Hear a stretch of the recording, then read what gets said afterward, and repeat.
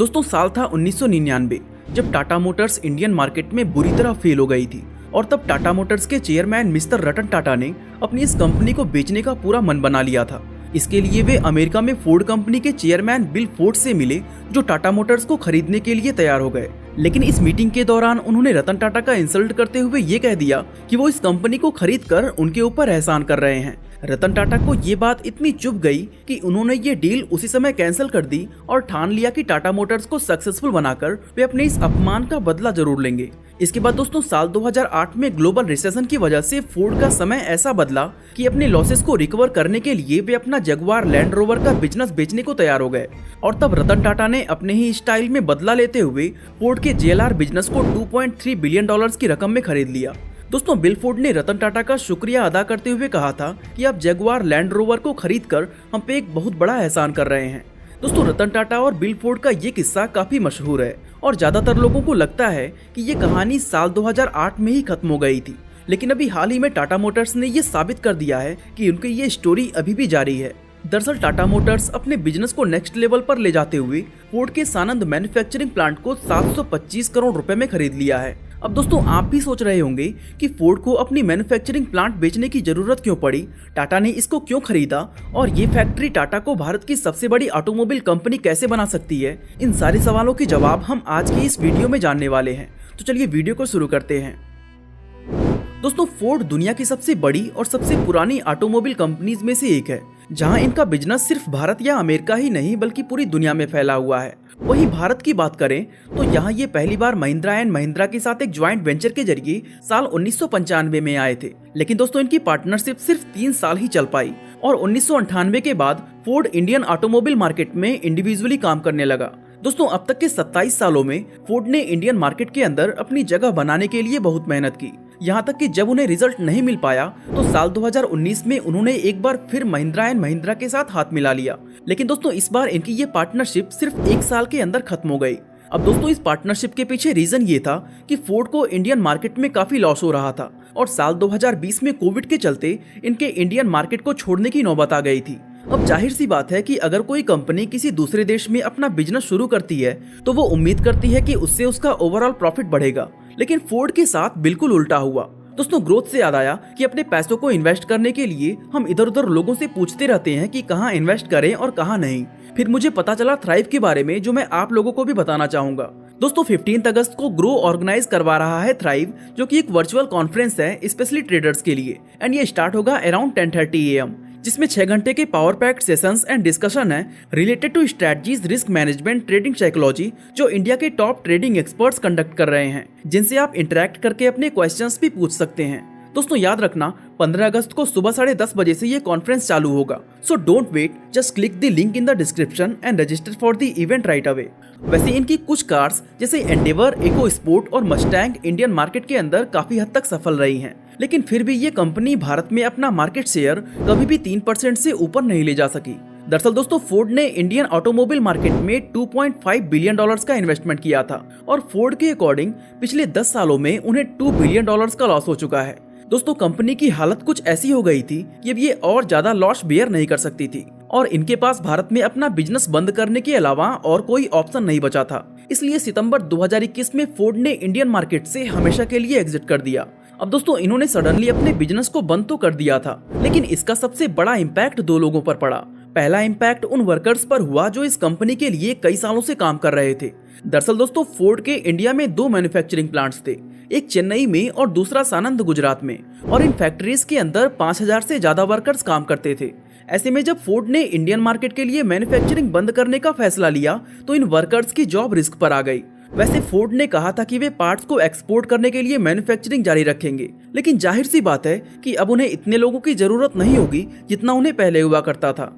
इसके अलावा फोर्ड के जाने का दूसरा इम्पैक्ट उन कस्टमर्स पर पड़ा जिन्होंने हाल ही में फोर्ड की गाड़ियां खरीदी थी, लेकिन कंपनी की तरफ से उन सभी को अश्योर किया गया कि अपने मौजूदा कस्टमर्स को वे अगले 10 साल तक इंडिया में अपनी सर्विसेज प्रोवाइड करते रहेंगे। इस तरह दोस्तों फोर्ड ने अपने कस्टमर्स का ख्याल तो रख लिया, लेकिन फैक्ट्री में काम करने वाले वर्कर्स का क्या होगा, इसके बारे में फोर्ड ने कुछ नहीं कहा। वैसे दोस्तों इंडिया के अंदर फोर्ड की हालत इतनी खराब हो गई थी कि वो ज्यादा कुछ कर भी नहीं सकते थे। ऐसे में फोर्ड ने अपने सानंद मैन्युफैक्चरिंग प्लांट को बेचने का फैसला कर लिया ताकि इंडियन मार्केट में उन्हें जो लॉस हुआ है वो कुछ रिकवर हो सके। लेकिन हर बार की तरह इस बार भी टाटा ने सबसे पहले हाथ बढ़ाया और उनका ये सानंद मैन्युफैक्चरिंग प्लांट जो गुजरात में है उसे टाटा की subsidiary company Tata passenger electric mobility limited ने 725 करोड़ रुपए में खरीद लिया। अब दोस्तों सवाल ये आता है कि टाटा मोटर्स का बिजनेस तो ऑलरेडी काफी अच्छा चल रहा था, फिर उन्हें इतनी बड़ी रकम में ये मैन्युफैक्चरिंग प्लांट खरीदने की जरूरत क्यों पड़ी?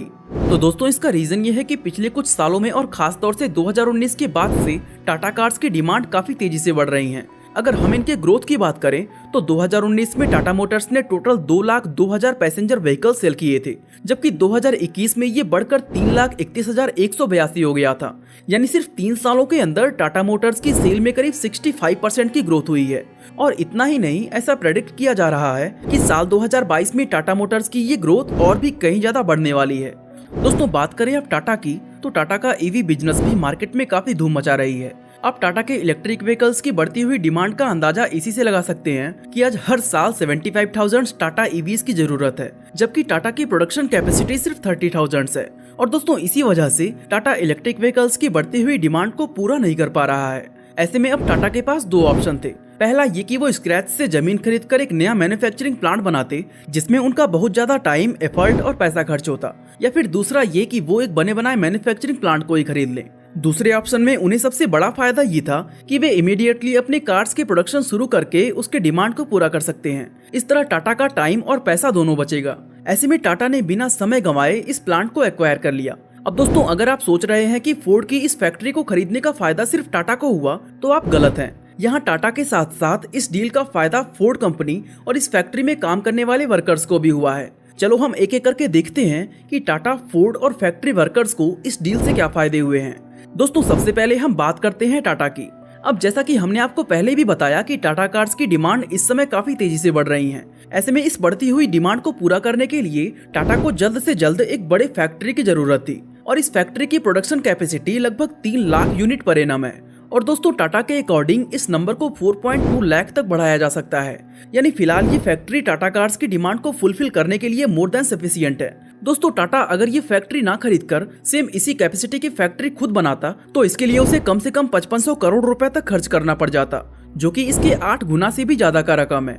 दोस्तों साल 2015 के दौरान जब फोर्ड ने ये फैक्ट्री शुरू किया था तब उन्होंने इसको बनाने के लिए करीब 4500 करोड़ रुपए खर्च किए थे।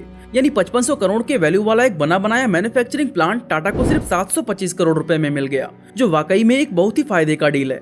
इसके अलावा दोस्तों टाटा को तीसरा फायदा ये हुआ कि टाटा मोटर्स की अपनी खुद की एक फैक्ट्री फोर्ड की इस फैक्ट्री से सिर्फ 4.5 किलोमीटर की दूरी पर है और इन दोनों फैक्ट्रीज के इतना करीब होने से इसको मैक्सिमम यूटिलाइज किया जा सकता है। दोस्तों ये तो बात हुई कि टाटा को क्या बेनिफिट्स हुए। चलो अब जानते हैं कि इस डील से फोर्ड का क्या फायदा हुआ। आप में से काफी सारे लोग ये सोच रहे होंगे कि अपना 4500 करोड़ रुपए का प्लांट सिर्फ 725 करोड़ में बेचकर फोर्ड को इस डील में केवल नुकसान हुआ, लेकिन दोस्तों सच्चाई कुछ और है।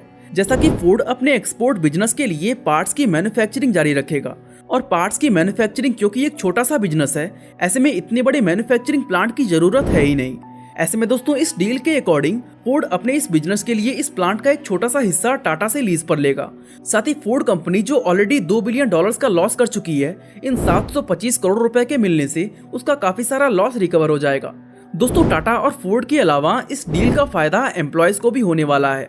दरअसल इस प्लांट में 3000 डायरेक्ट और 20,000 इनडायरेक्ट एम्प्लॉयज काम करते थे। ऐसे में जब से फोर्ड ने इंडिया छोड़ने का फैसला लिया था तभी से ये वर्कर्स अपनी जॉब को लेकर काफी परेशान थे, लेकिन खुशी की बात यह है कि टाटा ने इनकी जॉब की टेंशन को खत्म कर दिया है, क्योंकि टाटा ने अश्योर किया है कि वो इस फैक्ट्री में उन्हीं वर्कर्स को जॉब देने वाले हैं जो पहले यहाँ फोर्ड के लिए काम कर रहे थे। दोस्तों नो डाउट फोर्ड का ये प्लांट खरीदना टाटा मोटर्स के लिए एक ग्रेट डील है, क्योंकि इस नई फैक्ट्री की हेल्प से टाटा अब अपनी मार्केट डिमांड को आसानी से फुलफिल कर पाएगा। और अगर सब कुछ इसी तरह चलता रहा तो वो दिन अब दूर नहीं जब ये भारत का सबसे बड़ा ऑटोमोबाइल ब्रांड कहलाएगा। वैसे आप लोग टाटा के इस डिसीजन के बारे में क्या सोचते हैं, अपना जवाब हमें कमेंट करके जरूर बताएं। और अगर आप जानना चाहते हैं कि MBA चाय वाला ने चाय बेचकर 25 करोड़ कैसे कमाए, तो आई बटन पे क्लिक करके वीडियो को देख सकते हैं। बाकी आज के लिए बस इतना ही।